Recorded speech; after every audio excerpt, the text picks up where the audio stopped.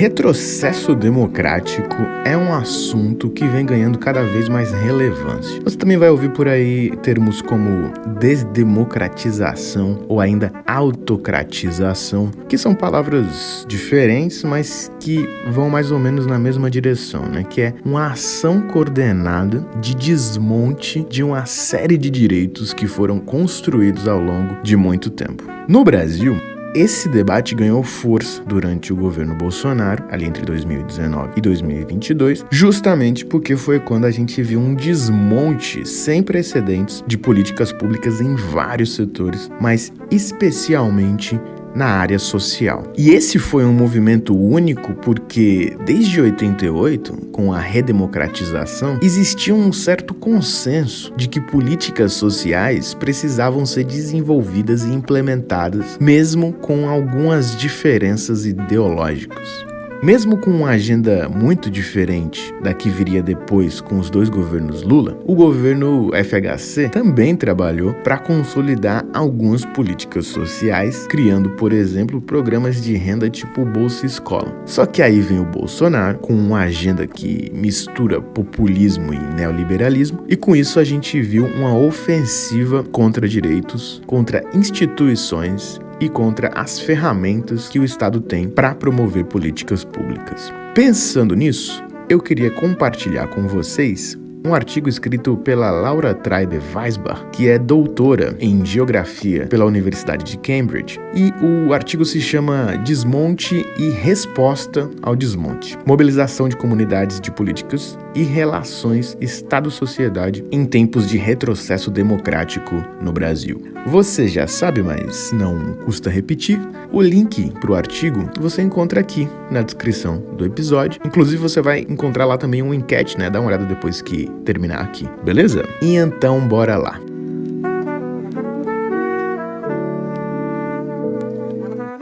Para começar, vamos entender o que foi esse desmonte, né? A definição de desmonte com a qual a autora trabalha é basicamente a de uma redução da força das políticas públicas, seja diminuindo o orçamento dessas iniciativas, o número de programas voltados a determinadas áreas, a omissão de dados ou ainda a própria capacidade de ação do Estado. E o governo Bolsonaro levou tudo isso ao extremo. Diante desse cenário, a gente viu surgir redes compostas por servidores públicos, especialistas e pessoas da sociedade civil que formaram certas barreiras de resistência. Durante os anos do desmonte, 3 estratégias principais ganharam força: o exílio burocrático, o governo paralelo e a denúncia pública. Vamos dar uma olhada então em cada uma delas com um pouquinho mais de calma, né? Começando então pelo exílio burocrático, né? Muita gente que trabalhava no governo decidiu sair. E aqui eram pessoas que não queriam compactuar com medidas que iam contra tudo que elas acreditavam. Só que essas pessoas não sumiram, né? Elas foram para as universidades, para a Escola Nacional de Administração Pública, né, a ENAP, para ONGs e até para organismos internacionais também, como a Organização das Nações Unidas para a Alimentação e Agricultura, né, a FAO, e também para o Programa Mundial de Alimentos, o PMA. Um exemplo claro disso é o pessoal que atuava com segurança alimentar e combate à fome. Depois do impeachment da Dilma, já em 2016,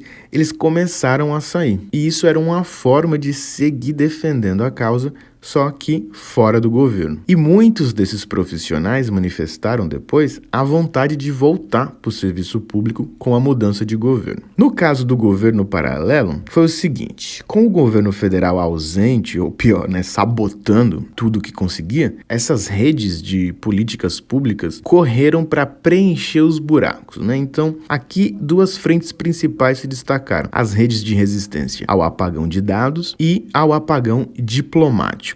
O apagão de dados era parte da política de desinformação e do desprezo pela ciência, que são 2 aspectos, na verdade, fundamentais não só para o bolsonarismo, mas para esse projeto internacional de extrema-direita que a gente vê em diversos países, né? Esses são 2 elementos que, inclusive, já aparecem com destaque ainda durante a campanha do Bolsonaro, né? Essa política de desinformação e esse desprezo pela ciência. E aí, durante o governo Bolsonaro, a gente viu, órgãos oficiais sendo atacados, dados que pararam de ser divulgados, relatórios que sumiram, enfim. Acho que o melhor exemplo disso é o caso do censo, né, que estava programado para sair em 2020 e teve um atraso de 2 anos, acabou que saiu só em 2022. E a resposta a essa omissão ou a essa sabotagem foram as alternativas independentes, né? Um dos casos mais emblemáticos foi o painel Covid-19 do Conselho Nacional de Secretários de Saúde, o CONAS. Enquanto o governo omitia informações sobre a pandemia, o CONAS assumiu o papel de informar o país. Outro exemplo muito importante foi a Rede Pensan, né? A Rede Brasileira de Pesquisa em Soberania e Segurança Alimentar e Nutricional, que, diante da omissão do governo sobre a fome, eles começaram a produzir estudos próprios, né, com diagnósticos sérios que passaram a ser referência tanto no debate público quanto nas ações emergenciais para lidar com a insegurança alimentar. Já no caso do apagão diplomático, isso aqui acabou tendo mais a ver com a saída do Brasil de certos espaços internacionais, né? A política ambiental aqui acaba sendo o exemplo mais drástico, né? O Bolsonaro ignorou as conferências do clima, né, as COPs, desmontou a delegação brasileira, acabou com o pavilhão oficial e rompeu com ONGs e com cientistas. E a resposta para isso veio da sociedade civil e dos governos subnacionais, né? Os estados da região amazônica, por exemplo, eles se articularam no consórcio de governadores da Amazônia e passaram a realizar ações de paradiplomacia. O Brasil chegou aí para as COPs de 2021 e 2022 com 2 pavilhões, um do governo federal e outro da sociedade civil. E isso acabou simbolizando a ruptura que a gente viu naquele momento com a tradição diplomática plural que existia até 2018. No caso da denúncia pública, né, a terceira frente que a gente vê aqui, bom, muita gente dentro do Estado se recusou a ficar em silêncio. E aí eles emitiram pareceres técnicos, notas, usaram sindicatos, associações de classe, corregedorias,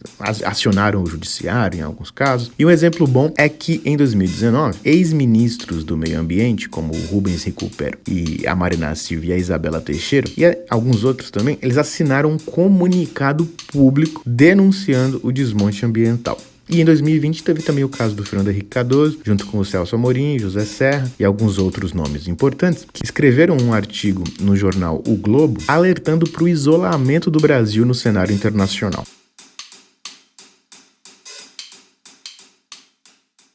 Bom, com a vitória do Lula em 2022, a gente começou um novo ciclo em relação a essas iniciativas de políticas públicas, que é o ciclo da reconstrução. E os mesmos atores que resistiram durante os anos anteriores passaram a agir em 4 frentes muito bem definidas. Começando aqui, então, com a coformulação de políticas públicas. Então, aqui, especialistas e redes técnicas voltaram a produzir conteúdo e propostas para orientar a reconstrução das políticas públicas, às vezes por conta própria e às vezes já dentro do governo novo. A gente passa também, nesse caso da reconstrução, pela reincorporação de vozes de ativistas, né, com muitos dos protagonistas da resistência retornando ao Estado com o novo governo, inclusive assumindo posições no alto escalão. Por exemplo, o caso das ministras Marina Silva e Sônia Guajajara. E a gente vê também um esforço por captação de recursos, né, com essas redes também atuando na mobilização de recursos financeiros e institucionais que são essenciais para sustentar a reconstrução das políticas públicas. E a gente tem visto também um esforço no sentido da proteção contra novos ataques, já que a gente tem ainda uma persistência, né, da polarização e da erosão democrática.